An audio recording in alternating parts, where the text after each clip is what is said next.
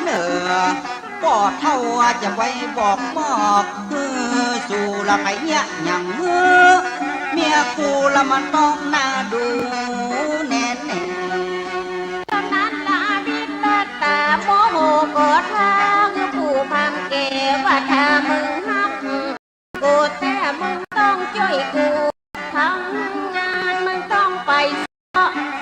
คนใจจะเอามาไว้อยากอ่านข่าวพระเวทสันดรป้องตานเมื่อมึงไปถามบ่อยกาพอกะสลิดดูพามบึดกะเหลียวหลังบึดกะเหลียวหน้ามาคึกยากอยากเข้าป่าตึงหาน้องลาเมียแป้งก็มันเตียวออกเตียวเข้าบึดลืมหอเข้าบึดลืมถุงแกงพอมันค่อยแย่งออกบ้านตาวันปอคำมันเดียวนะอย่าเพิ่นจะตายเป่งน้ำตาไหลเล็เดียวออกบ้านนะผู้พังร้อยสั่งปันสั่งน้องอย่าพี่ไปอะไรวันพี่จะไปซ้อบุญใจจะเอามาไว้อยากการสลิดผู้เท่านางยางเต่งยกมือทุกส่ง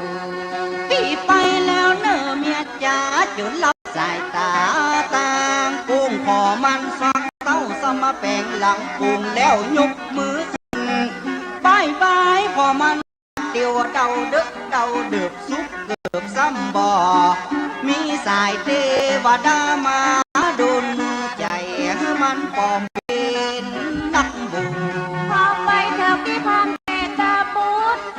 ต้นตั้งเป็นชุดด่านตรวจกับทหารตำรวจตั้งด่านสุดตั้งกากรมันเป็นการคิ้วละปุนเริ่มเข้ามาโดนแถมตอนกำเดียวอีป้าบัวสนอย่าสอบหาก่อนเทมใหม่คำสั่งละพระเจตาพุทธสั่งหยุดว่าเข้าไปละบอดให้พระเจ้าเหนือหัวสั่งไว้บ่ฮือไผ่ไปหลังควานผู้พามได้ไข่บอกว่าข้าถือหลาดจะสารละพญาสนใจนำเราไปทุนสันดอนพระเว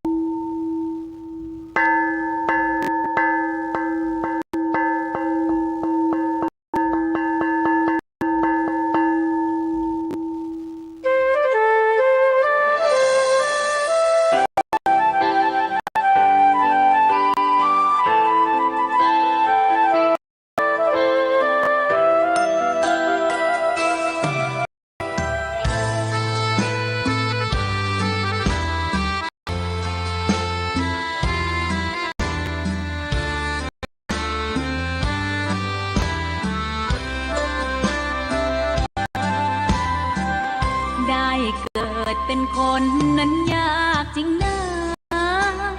เพราะพุทธศาสนายิ่งแสนยากเย็นคนไทยโชคดีที่สุดแล้วมีแก้ว3 ดวงงามเด่นมีวัดซึ่งเป็นนาบุญยิ่งใหญ่มีศาสนาพุทธประจำชาติไทยอยากหล่ออยากสวยเราต้องรักษาศีลอยากมีอันจะกินต้องหมั่นทำบุญทำทานเอาไว้เข้าวัดสวดมนต์ฝึกปสติให้ว่องไวรีบทำตอนที่เราทำเองได้อย่ารอจนตายถึงเข้าวัดว่าเข้าวัดยา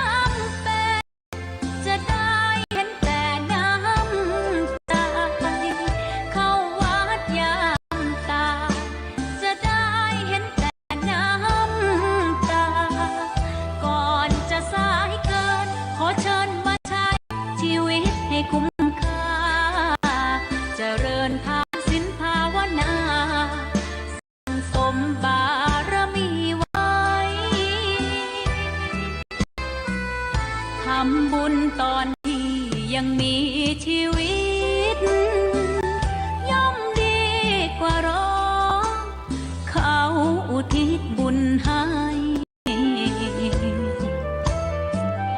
อย่ามัวหลงเพลินเดินห่างวัดตัวอย่างชัดๆมีมากมายเข้าวัดตอนตายสายเกินแก้กรรม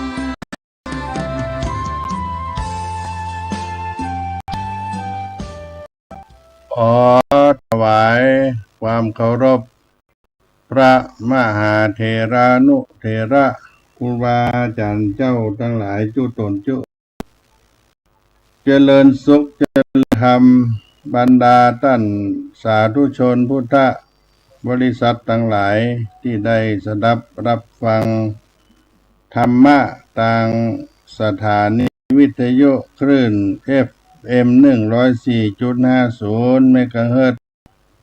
สถานีวิทยุธรรมะคณะสงฆ์จังหวัดเชียงใหม่วัดฝายหินตำบลสุเทพอำเภอเมืองจังหวัดเชียงใหม่วันนี้เป็นสาระธรรมยามเย็นของวัดสลีโสดาพระอารามหลวงอาตมาภาพท่านพระครูปัญญาสังฆการผู้ช่วยเจ้าอาวาสวัดสลีโสดาพระอารามหลวงอนุสาวรีย์ครูบาเจ้าสลีวิจัยตินดอยสุเทพดอยสุเทพเจ้าเชิงดอยสุเทพได้มาดำเนินรายการพบกับท่านสาธุชนพุทธบริษัททั้งหลายวันนี้22 เมษายน พุทธศักราช 2569 บรรยากาศก็ยังร้อนอบอ้าวไปทั่วบ้านทั่วเมืองกันอยู่ฟ้าฝนตีนดอยสุเทพวัดสลีโสดาอุชุบรรพตที่นี่มีเสียงฟ้าร้องฟ้าครางออกมาแต่ก็มาเป็นฝนเตื้อรอสายฟ้าสายฝนมาปรับอุณหภูมิอากาศมันจุ่มมันเย็นที่อื่นที่ไกลก็คงจะ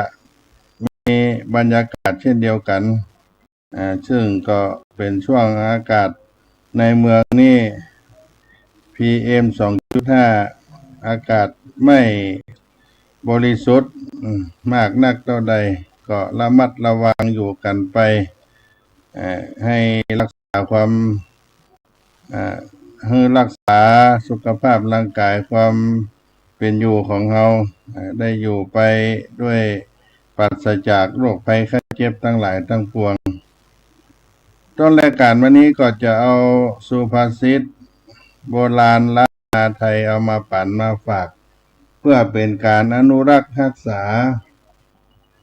มรดกคำสอนของบรรพชนพ่อเว้ยแม่หมอนได้สอนเอาไว้แล้วก็เอามารักษาสืบสายไว้ภายหน้าก็ให้สูญหายไปแผ่นดินล้านนาของเราวันนี้ก็เสนอกรรมที่ว่ากินน้ำอย่าลืมคนขุดบ่อกินต่ออย่าลืมคนไปเอากินน้ำอย่าลืมคนขุดบ่อกินต่ออย่าลืมคนไปเอาเป็น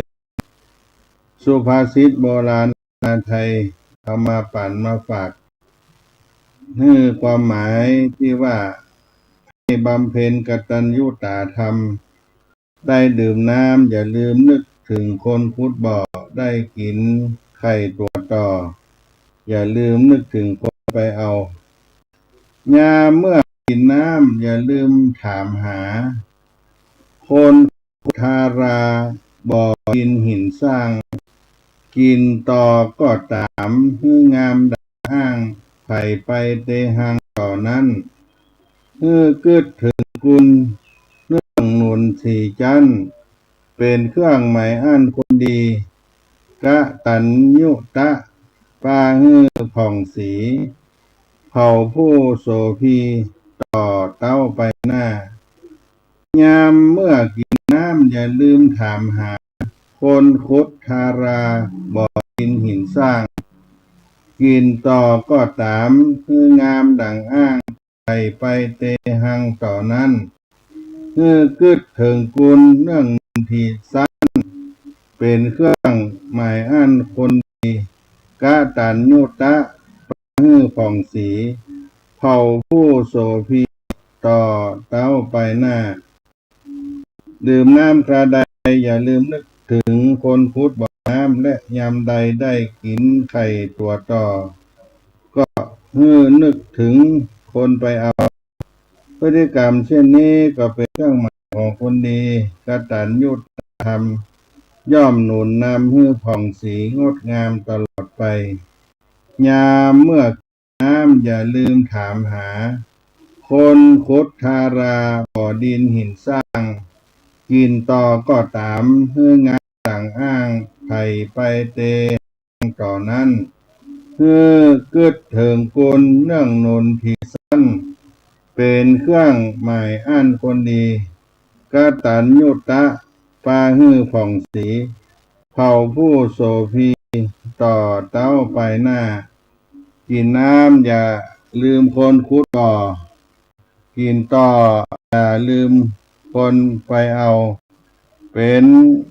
สุภาษิตคำสอนมีความกตัญญู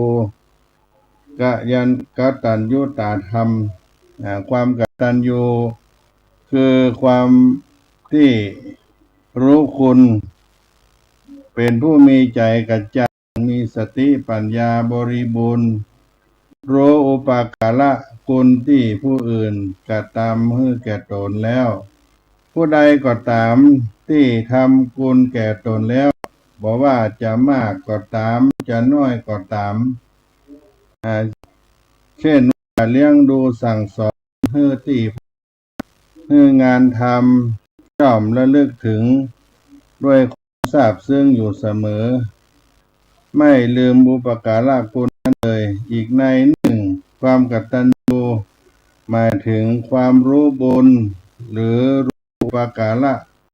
ของบุญที่ตนทำไว้แล้วรู้ว่าที่ตนเองพ้นจากภัยอันตรายทั้งหลายได้ดีมีสุขอยู่ในปัจจุบันก็เพราะบุญทั้งหลายที่เคยทำไว้ในอดีตส่งผลให้จึงไม่ลืมอุปการะบุญนั้นเลยและก็สร้างสมบุญใหม่ๆให้ยิ่งขึ้นไปรวมความกตัญญูจึงหมายถึงการรู้จักบุญคุณอย่างใดก็ตามที่เป็นบุญหรือคุณต่อตนแล้วก็ตามและนึกถึงด้วยความซาบซึ้งบ่ลืมคนมีกตัญญูถึงแม้จะมีในตามืดบอดทั้งสองข้างแต่ใจของเขานั้นใสกลางยิ่งกว่าดวงจันทร์สุริยะอาทิตย์รวมกันเสียอีกสิ่งทั้งหลายเหล่านี้เรียกว่าความกตัญญูรู้คุณสิ่งที่ควรกตัญญูนั้นทางพระพุทธศาสนาของเราท่านได้แบ่งแยกไว้อยู่หมวดใหญ่ๆอยู่5ประการที่1กตัญญูต่อบุคคลใครก็ตามที่เคยมีพระคุณต่อเราว่าจะมากจะน้อยเพียงใดจะต้องกตัญญูรู้คุณท่านติดตามและลึกถึงเสมอด้วยความซาบซึ้งพยายามหาโอกาสตอบแทนคุณท่านให้ได้โดยเฉพาะองค์สมเด็จพระสัมมาสัมพุทธเจ้าพระสงฆ์องค์ข้าเจ้าปิตามาตาครูอาจารย์อุปชฌาย์พระราชามหาผู้ปกครองที่ทรงทศพิธธรรมจะต้องตามระลึกนึกถึงพระคุณท่านได้จงตระหนักถึงคุณของท่านเพื่อปฏิบัติตัวลูกที่ดีของพ่อของแม่เป็นศิษย์ที่ดีของครูบาอาจารย์เป็นพล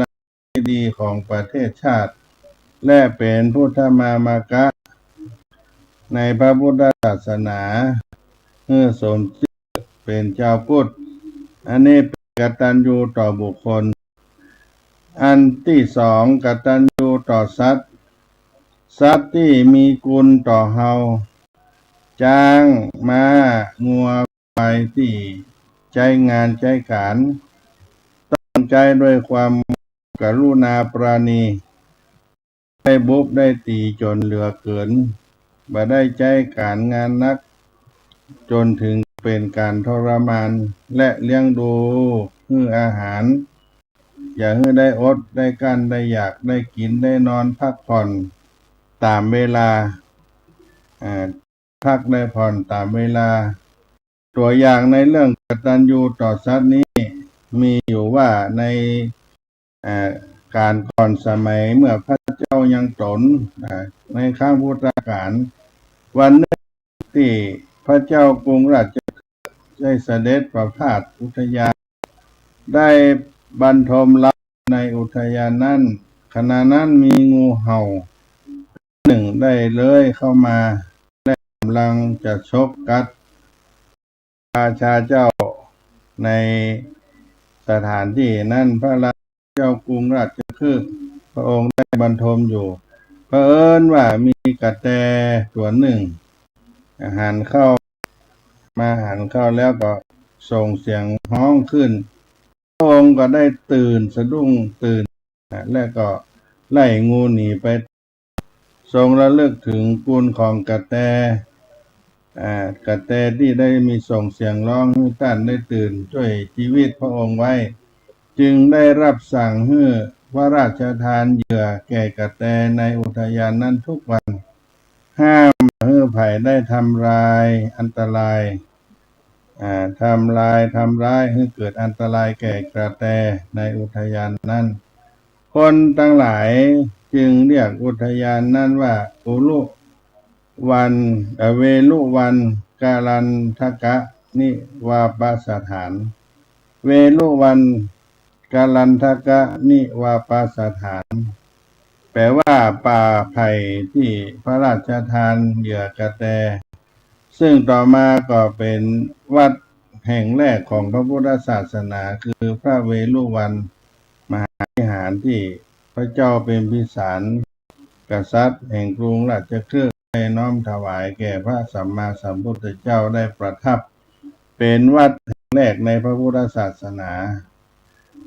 อันนี้เรียกว่ากตัญญูต่อสัตว์และก็มีตัวอย่างในอดีตอันที่สามกตัญญูต่อสิ่งของคือสิ่งของใดก็ตามที่มีคุณต่อเฮาหนังสือธรรมะที่เฮาได้อ่านหนังสือเรียนสถานที่ศึกษาวัดวาอารามต้นไม้ป่าไม้วัสดุอุปกรณ์ที่ใช้ในการทำมาหากินจะต้องปฏิบัติต่อสิ่งเหล่านี้ให้ดีบ่ได้ลบหลู่ดูแคลนได้ทำลายเปิ้นก็มีตัวอย่างในอดีตที่ได้ยกเป็นตัวอย่างเช่นไม้การที่หาบของขายเจ้าของได้ตั้งตัวได้ร่ำได้รวยเป็นดีมีกินมั่งมีสีสุขเป็นเศรษฐีเงินเกิดขึ้นด้วยไม้การร่ำรวยด้วยไม้การนี่ก็บ่ได้ทอดทิ้งยังคืดเติงคุณไม้การที่ใช้ในการทำมาหากินเป็นของกู้ชีวิตสร้างเนื้อสร้างตัวให้มีฐานะขึ้นเอาไม้การมาเลี่ยมคำเลี่ยมทองเก็บไว้เป็นที่ระลึกอย่างนี้ก็มีกล่าวในเตมีญาจาตกะมีญาชาดกว่าอย่าว่าถึงคนที่เฮาได้เปิ่งปลาใส่กันเลยแม้แต่ต้นไม้ที่ได้อาศัยร่มเงาหาควรจะหักกิ่งการหันใบของมันผู้ใดพำนักพระพิงอยู่อาศัยได้รับได้นอนเปิ่งอาศัยห่มไม้ห่มเงาของไม้ต้นใดก็ตามก็แล้ว ย่างคืนไปตัดหักกิ่งหิดล้างหันใบนั่นเด็ดยอดผุนหากถากเปลือกคุดหากถากเปลือกคนนั้นก็ถือว่าเป็นการทำลายเป็นคนบดีก็จะเกิดความเป็นสิ่งที่บ่มงคลในภายภาคหน้านี่เป็นต้นเรียกว่ากตัญญูต่อสิ่งของและอันที่สี่กตัญญูต่อบุญรู้บุญกตัญญูต่อบุญรู้ว่าคนเราเกิดมามีอายุมั่นยืนยาวร่างกายแข็งแรงผิวพรรณวรรณะก็ดีมีสติปัญญาเฉลียวฉลาดมีความสุขความเจริญมีความก้าวหน้ามีทรัพย์สมบัติมากก็เนื่องจากผลบุญที่ได้ทำมาจะไปสวรรค์จะไปนิพพานได้ก็เพราะว่าบุญที่ได้ทำได้สร้างกล่าวได้ว่าทุกอย่างสำเร็จด้วยบุญทั้งบุญเก่าที่ได้สะสมมาก็ดีและบุญใหม่ที่ได้สร้างขึ้นประกอบกันจึงมีความรู้คุณของบุญที่มีความอ่อนน้อมในบดูถูกบุญแต่เรื่องถึงบุญเต่าที่จิตใจ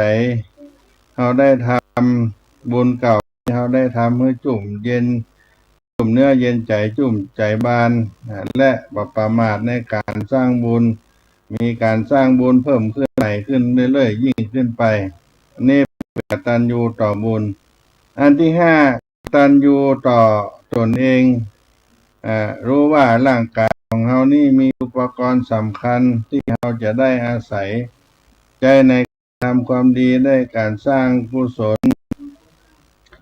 นานาประการความสุขความเจริญก้าวหน้าแก่ตนเองต่อไปก็ทนุถนอมดูแลร่างกายรักษาสุขภาพมาทำลายสุขภาพร่างกายมาเอาสิ่งที่มันเป็นสิ่งที่ทำลายร่างกายเป็นสุรายาเมายาเสพติดการดื่มการเที่ยวกลางค่ำกลางคืนนี่ทำให้ร่างกายนั้นทรุดโทรมร่างกายจะต้องทำงานหนักจะต้องดูแลร่างกายของเราเหล่านี้เป็นต้นจะต้องดูแลร่างกายให้สุขภาพแข็งแรงและก็บ่นำร่างกายนี้ไปทำชั่วไปเบียดเบียนชีวิตมนุษย์ฆ่าสัตว์ลักทรัพย์ประพฤติในศีลห้า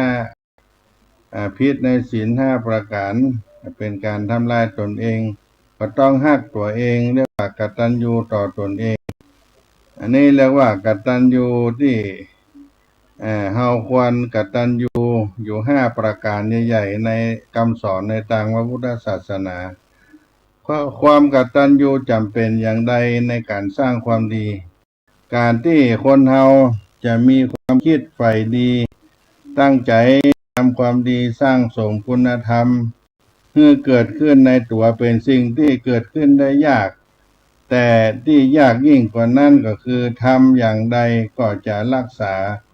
ความตั้งใจที่ดีนั้นไว้โดยไม่ท้อถอยไม่เลิกกลางคันเพราะในการทำความดีย่อมมีอุปสรรคมีปัญหามาขัดขวางมากมายในจะปัญหาภายนอกคนรอบข้างจากสิ่งแวดล้อมในจะปัญหาภายในจากกิเลสลุมล้อมประดังกันเข้ามาและจะเอาตัวรอดยืนยัดสู้ปัญหาทั้งหลายที่เข้ามาประจนด้วยบ่ท้อถอยก็ต้องมีสิ่งที่ยึดเหนี่ยวใจไว้นั่นคือความกตัญญูที่เราจะต้องระลึกถึงไปโรงเรียนไปเรียนหนังสือแม้จะยากแสนยากท้อถอยจะเลิกเสียก็หลายครั้งเพื่อนบางคนก็ชวนไปเที่ยวไปสนุกสนานเฮฮาแต่ว่าเมื่อนึกถึงพ่อถึงแม่ได้ห้ามได้เรียนก็อุตส่าห์ทนุถนอมเลี้ยงมาจนเติบโตท่านฝากความหวังไว้ตัวเฮาอยากหันเฮาได้ดีเพียงใดก็คิดตอนนี้ความกตัญญูก็เกิดขึ้นก็มีแรงสู้แม้จะยากแสนยาก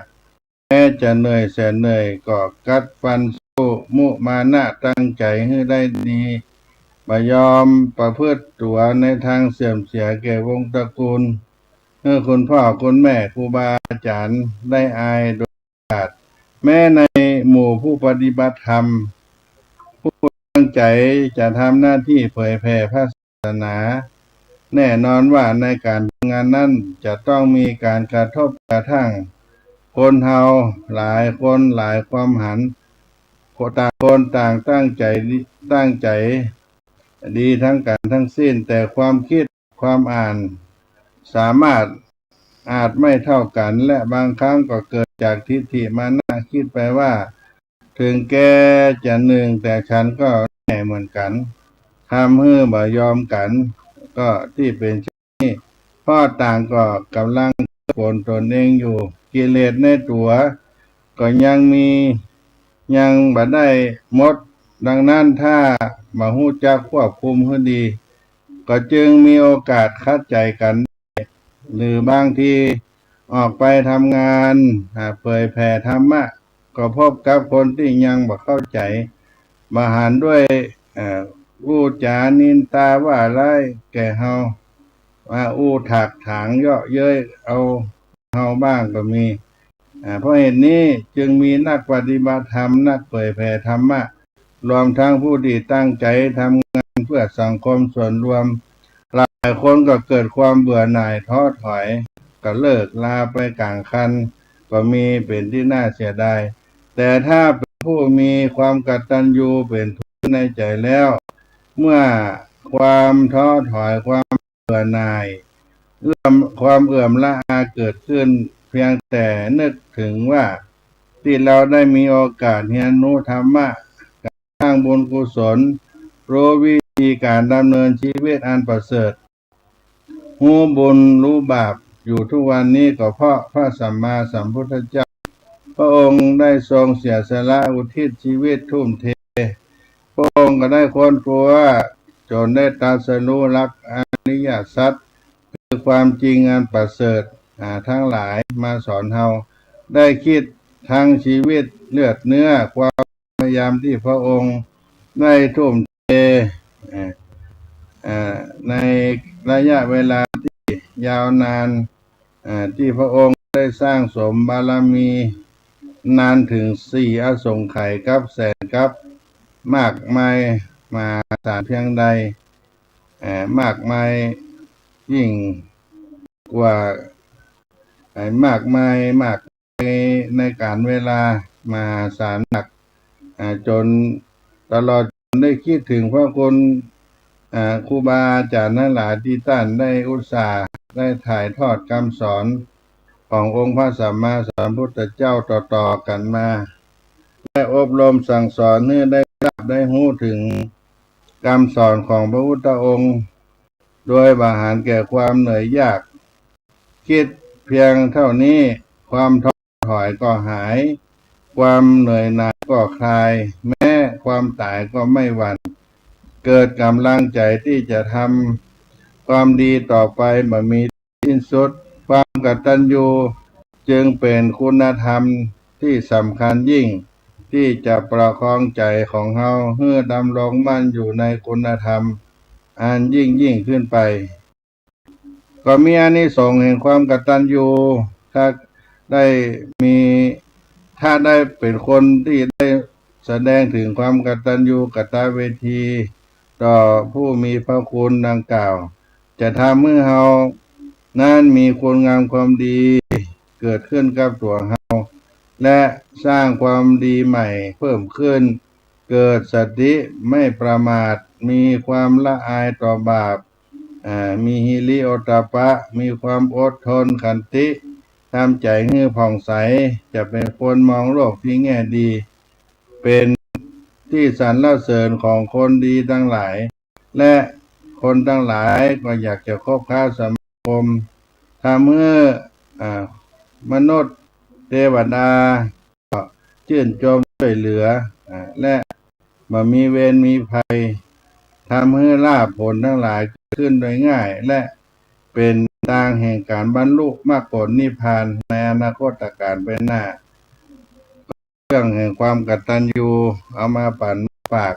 พี่น้องท่านผู้ฟังในช่วงแรกของรายการนี้ก่อนเนาะก็พักกันสักกรรมได้ฟังกีตาธรรมแห่งรายการฟังธรรมวัดสลีโสดาอนุสาวรีย์ครูบาเจ้าสลีวิจัยหมู่บ้านน้ำตกห้วยแก้วหมู่2วัดสลีโสดาพระอารามหลวงเนาะ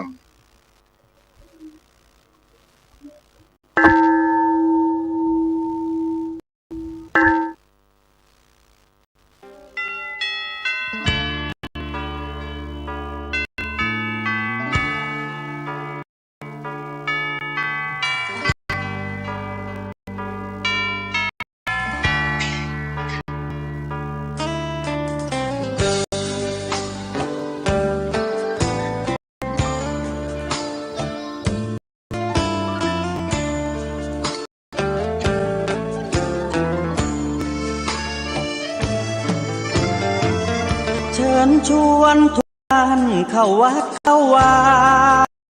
ฟังธรรมะจากหลวงตาเสริมชีวา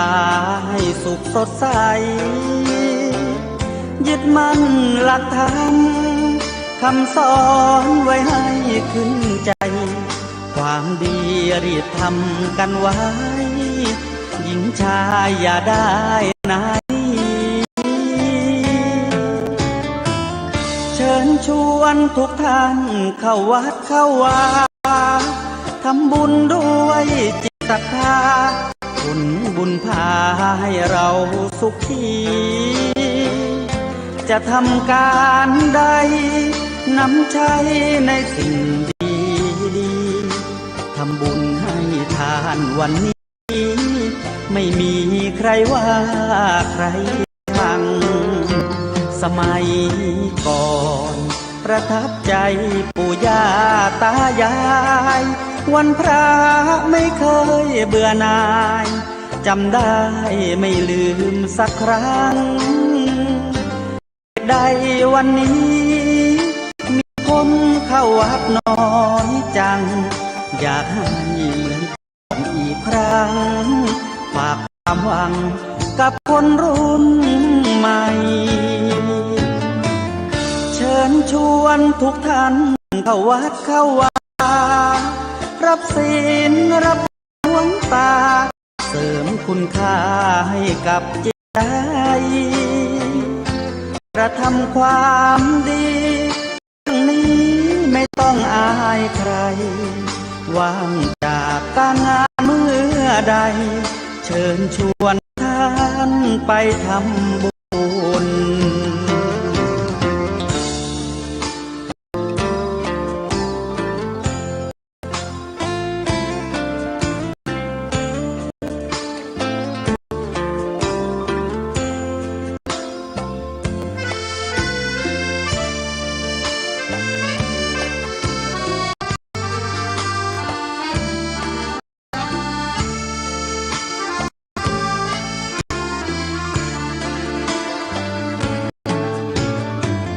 เชิญชวนทุกท่าน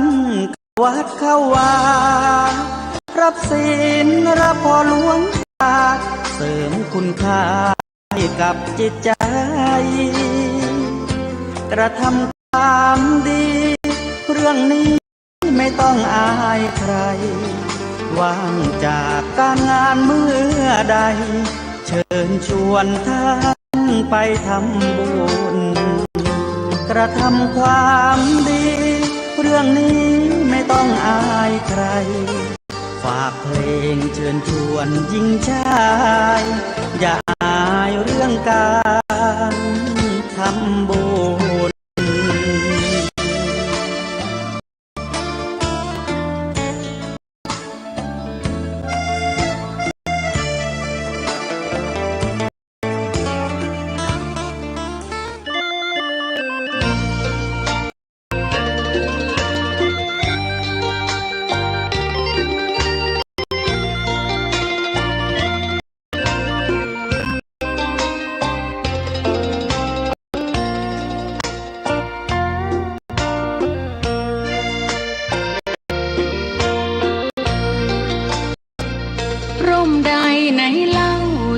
เย็นเท่าร่มโพงทั่วลาศรัทธายกย่องร่มของพุทธศาสนายิ่งกว่าร่มใดกันแดดไฟฝนลมนาแผ่กิ่งก้านสาขาปกคลุมประชาทุกชีวิตเย็นใดไหนเล่าจะเทียมเท่าเย็นใจพระธรรมที่ทรงตรัสไว้เป็นความจริงใสตรัสไว้ด้วยดีผู้ทำเห็นเองไม่จำกัดการเวลานาทีผิดถูกแค่ตรงนี้จะไม่มีเรื่องราวก่อกวนพุทธศาสนาเชื่อมมากับเมืองสยามวัดบ้านโรงเรียนเขตคามปฏิบัติตามแม่ยามเรรวนคิดทำสิ่งใดเป็นไปเพื่อประโยชน์ทั้งมวลทำดีละสิ่งยั่วยวนขนึงครวนทางสายกลางชนะในเล่าจะเทียมเท่าชนะตนยิ่งใหญ่ในทุกแห่งหนยิ่งกว่าชนะคนในสงครามไม่มีกลับแพ้ไม่มีเรื่องแย่มาลุกลามประพฤติปฏิบัติตามองค์สัมมาสัมพุทธเจ้า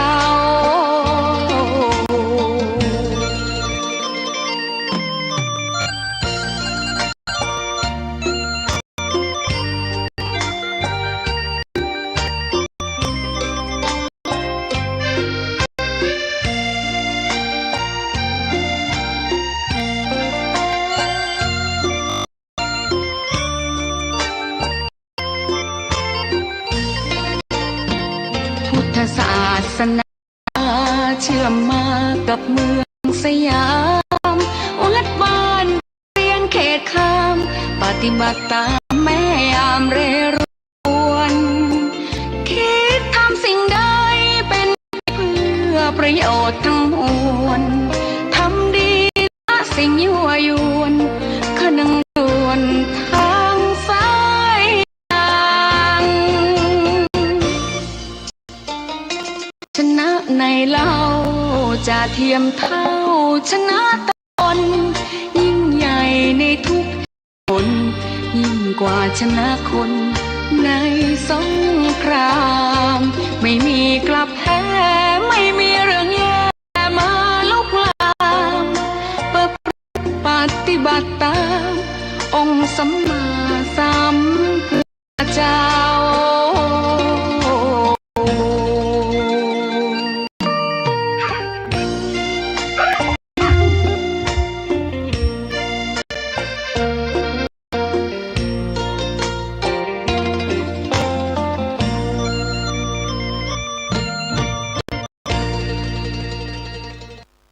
มาอู้ถึงสาระธรรมช่วงที่สองของรายการต้นรายการเราก็อู้ไปถึงความกตัญญูกตเวทิตาธรรมระลึกถึงผู้มีพระคุณและก็มีคำสอนในทางพระพุทธศาสนาให้ระลึกถึงบุพการีชนของเราพ่อแม่เป็นต้นเพราะว่าพ่อแม่นั่นมีแต่ให้แก่ชีวิตเราทั้งหลายตะโมโจติปรยาโนปุพการีบุคคลผู้มืดมาสว่างไปชื่อว่าปุพการีบรรพบุรุษมีพ่อแม่เป็นต้นย่อมได้รับความทุกข์ลำบากในการเลี้ยงลูกพ่อแม่อดบอกว่าของให้ลูกได้กินก็เป็นใจได้บางครั้งพ่อแม่ก็ต้องลำบากเพราะลูกเช่นนี้ความโกรธ ต้องด่าว่าเคี่ยนบุบตีในเมื่อลูกทำความผิดอยู่ในโอวาทคำสอนได้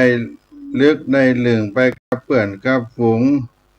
เพราะมีความรู้สึกอยู่อย่างเดียวว่าต้องลูกเป็นคนดี มีอนาคตที่ดี อันนี้เรียกว่ามืดมาเมื่อลูกเติบโตขึ้นแล้วได้รับภาระแนะนำพร่ำสอนมีการศึกษาสูงขึ้นเพราะเงินที่พ่อแม่หามาได้ด้วยหยาดด้วยเหงื่อแรงงานอย่างเหนื่อยยากลำบากสุดแสนโดยนึกเสียว่าเหงื่อทุกหยดเพื่ออนาคตของลูกเมื่อลูกมีกิจการงานทำเป็นหลักฐานเพราะกล้าที่พ่อแม่ได้ปั้นมาพ่อแม่ก็มีความสบายใจอันนี้เรียกว่าสว่างไปถ้าลูกทุกคนจะทดลองทบทวนดูแล้วก็ตั้งใจคำถามว่าพ่อแม่มีกุลตรงไหนก็จะได้คำตอบที่เหมือนว่ามีกุลตรงฮื้อจะได้หันว่าตั้งแต่ลูกอยู่ในท้องในครรภ์นั้นแม่ฮื้ออยู่ในครรภ์ถ้าแม่บ่ฮื้ออยู่เป็นต้นไปทำแท้งเสียลูกก็ยังบ่มีนี้จะต้องตายไปแล้วดังกล่าวก็คือแม่ฮื้อชีวิตตอนที่ลูกเป็นทารกน้อยพ่อแม่ก็จะเป็นคนใจของลูกอยู่หลายปีจนกว่าลูกจะเติบโตนับตั้งแต่อาบน้ำป้อนข้าวเช็ดขี้เช็ดเยี่ยวซักผ้าซักครัวและยังมีมากมายหลายอย่างพอเติบโตขึ้นมาก็หาเงินให้ลูกได้ห้ามได้เรียนบางครั้งพ่อแม่ต้องน้ำตาตกในการดิ้นรนหาเงินส่งลูกเรียนบางทีบ่มีเงินจะต้องน้ำตาตกต้องกู้เงินเพิ่นมา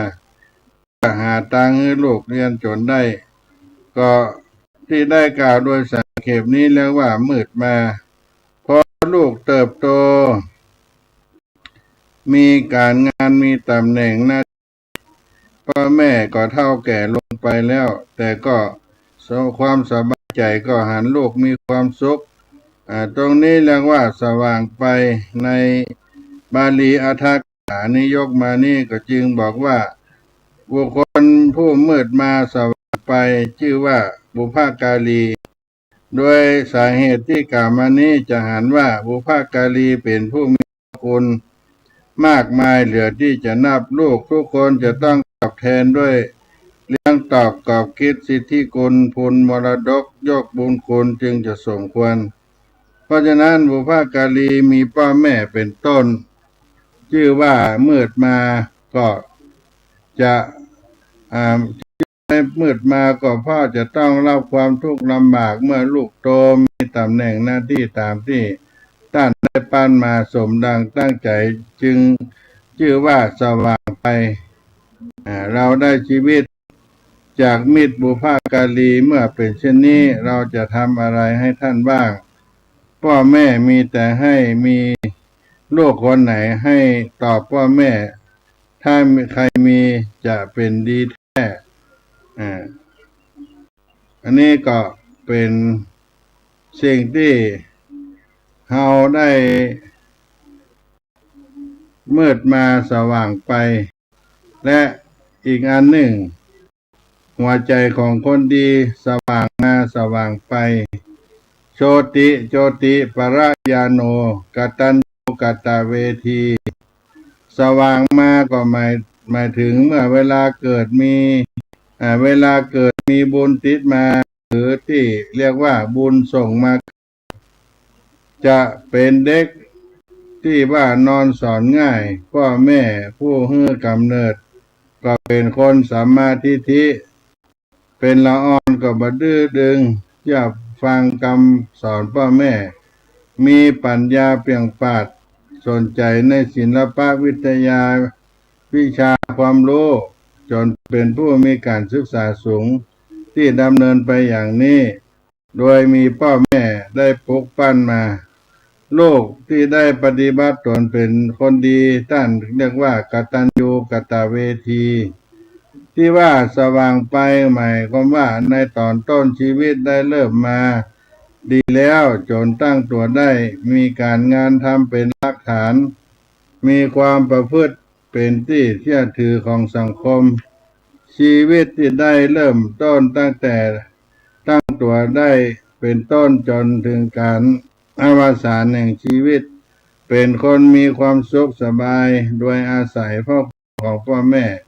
และได้สร้างบุญกุศลประจำตระกูลอยู่เสมอที่กล่าวมานี้ก็เรียกว่าสว่างไป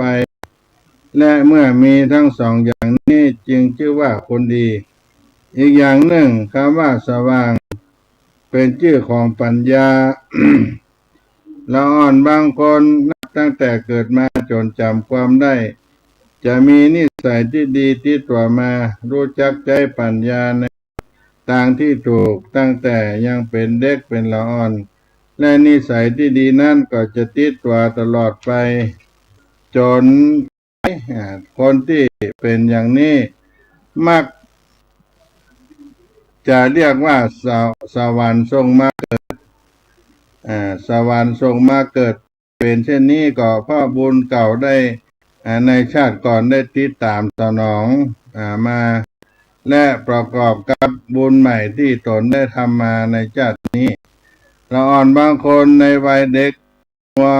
หลงเพลิดเพลินกับความสนุกสนานหูจักใจปัญญากลายเป็นเด็กดื้อเกเรแต่มามีความสำนึกในความผิดกับตัวมาเป็นคนดีแต่บางคนที่มายอมกับตัวหันมาสังคมเขาเหยียดหยามว่าเขาเป็นชั่วกับทำความชั่วต่อไปเป็นการประชดสังคมคนอย่างนี้เป็นน่าเสียดายเขาต้องชั่วไปตลอดชีวิตแต่อย่างใดก็ตามการประพฤติดีหรือประพฤติชั่วนั้นคนที่ประพฤตินั้นจะรู้ตัวของดีกว่าเขาทั้งหมดเพราะเป็นเจ้าของตัวเองและขอให้รู้ว่าชีวิตที่เราดำเนินอยู่ขณะนี้สว่างหรือมืดถ้าว่าสว่างก็ขอให้กลับตัวรักษาแสงสว่างความดีต่อไปอย่าให้แสงสว่างดับหายไปถ้ารู้ว่ามืดก็จงใจปัญญาจุดให้แสงสว่างเกิดขึ้นต่อไปก็จะเป็นหนทางที่แก้ไขเป็นอย่างดีเพราะฉะนั้นบุคคลพึงหลีกเลี่ยงความชั่วเป็นเหตุให้อนาคตดับมืดและรีบสร้างแสงสว่างเพื่อใช้ในการดำเนินชีวิตจะมีชื่อเสียงคุณงามความดีฝากไว้กับสังคมต่อไปตลอดชีวิตชั่วจะติดให้หลีกหนีสว่างมาสว่างไปจะได้ว่าเป็นคนดีสว่าง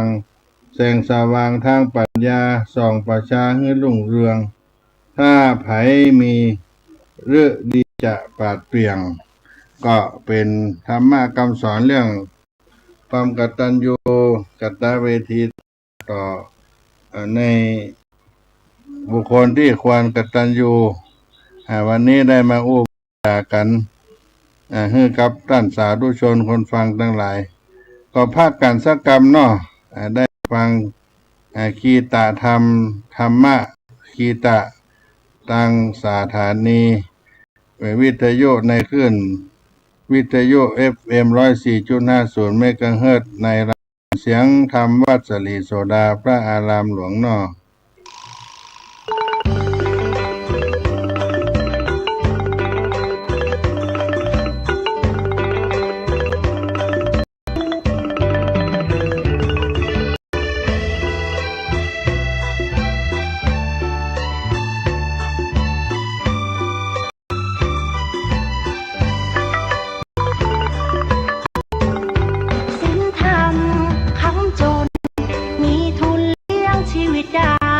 ไม่ฟุ้งฟ้า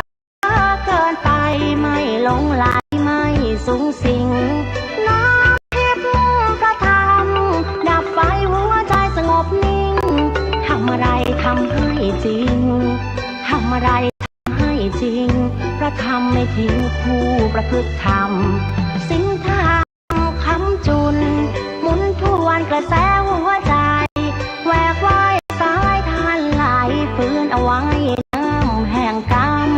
ตื่นเถิดชาวพุทธช่วยกันหยุดลัทธิอธรรมทำดีต้องรีบทำดีต้องรีบทำชีวิตเพลียงพร้ำจะทำทัน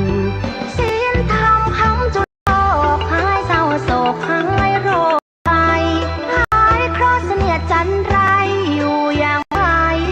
วาดวันพัฒนาจิตคิดปัจจุบันให้รู้เท่าทันเรื่องร้ายเรื่องดีความชั่วใดๆอย่าให้มาเป็นใหญ่อย่าให้มาข่มขีรวมแรงรวมใจกล้าหาญฝึกตนทุกด้านสร้างบารมีคัดค้านสิ่งไม่ดีชดใช้หนี้เวรกรรมบุญคุณทดแทนความแค้นต้องให้อภัยผิดพลาดต้องแก้ไขไม่ถือว่าใครเป็นศัตรูบูรพคณาจารย์ท่านอาจหารไม่มีใครสู้ดินกลบหน้าให้ทุกคนดูดินกลบหน้าให้ทุกคนดูสูงสุดคืนสู่สามัญ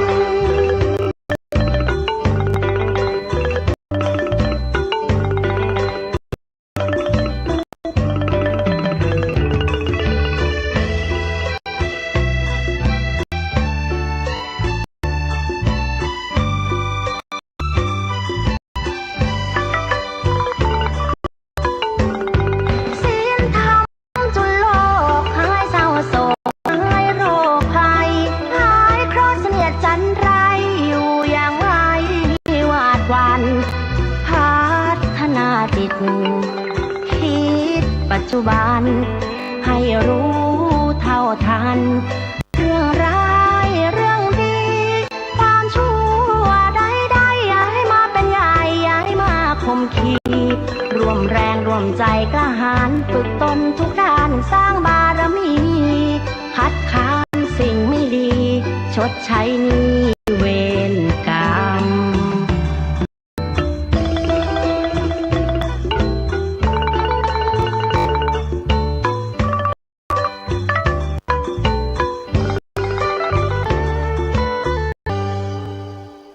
ก็มาถึงช่วงใต้รายการเสียงธรรมวัดสลีโสดาพระอารามหลวงสาระธรรมพระธรรมริกโดยอาตมาภาพท่านพระครูปัญญาสังฆการ หรือท่านพระครูพรหมินทร์ผู้ช่วยเจ้าอาวาสวัดสลีโสดาพระอารามหลวงเป็นผู้มาดำเนินในการในสถานีวิทยุธรรมะคลื่น FM 104.50 เมกะเฮิรตซ์วัดฝ่ายหินตำบลสุเทพอำเภอเมืองจังหวัดเชียงใหม่มีท่านพระครูสมุวิสุวัฒน์วรกิจโจเป็นผู้อำนวยการสถานีและเจ้าอาวาสวัดฝ่ายหินตำบลสุเทพได้มอบถวายเวลาได้มาพบกับท่านผู้ฟังในใต้รายการนี้ก็ขออนุโมทนากับท่านสาธุชนพุทธบริษัททั้งหลายได้มาร่วมงานส่งน้ำดำหัวอนุสาวรีย์ครูบาเจ้าสลีวิจัยวัดสลีโสดาพระอารามหลวงหมู่บ้านน้ำตกห้วยแก้วหมู่2ตำบลสุเทพอำเภอเมืองจังหวัดเชียงใหม่ได้ผ่านพ้นไปด้วยดีและก็ได้รับโปรดเกล้าพระราชทานน้ำสงฆ์ผ้าไตรสมเด็จพระกนิษฐาธิราชเจ้ากรมสมเด็จพระเทพรัตนราชสุดาสยามบรมราชกุมารีพระองค์ได้โปรดประทานน้ำสงฆ์ผ้าไตรในการประเพณีส่งน้ำองค์อนุสาวรีย์ครูบาเจ้าศรีวิจัยวัดสลีโสดาอนุสาวรีย์ครูบาเจ้าสลีวิจัยหมู่บ้านน้ำตกห้วยแก้วหมู่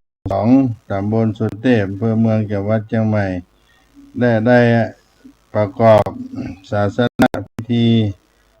ถวายน้ำสงฆ์อัญเชิญน้ำสงฆ์พระราชทานเป็นที่เรียบร้อยพร้อมกันนั้นศรัทธามหาชนบอกว่า คนในภาคเหนือต่างจังหวัดต่างประเทศต่างบ้านต่างเมืองก็มากันถึงแม้ว่าสภาวะอากาศมันบริสุทธิ์ต่อใดเป็นฝุ่นเป็นควันเป็นควันหมอกไปทั่วบ้านทั่วเมืองแต่ก็ยังมีจิตมีใจมากินมาทานร่วมบุญกุศลกันที่ขวางอนุสาวรีย์ครูบาเจ้าสลีวิจัยก็เป็นแห่งจุดหนึ่งก็ขออนุโมทนากับทุกท่านปีหน้าฟ้าใหม่ก็มากินมาทานร่วมกันกับอนุสาวรีย์ครูบาเจ้าสลีวิจัยวัดสลีโสดาพระอารามหลวงบ้านน้ำตกให้หมู่2แห่งนี้ขออนุโมทนาไว้ณโอกาสนี้วันนี้เวลาก็หมดเชียงมาไปก็จะขอล่ำลาท่านสาธุชนผู้ฟังทั้งหลายขอให้ได้มีความชุ่มเนื้อเย็นใจอากาศมันร้อนมันไม่เป็นหมอกเป็นควันก็ขอให้มาลายหายไปเร็วพันขอให้ทุกท่านอยู่เย็นเป็นสุขกันทั่วหน้าจัตตารโอธรรมาวัฏันติอายุวันโนสุขังปะลัง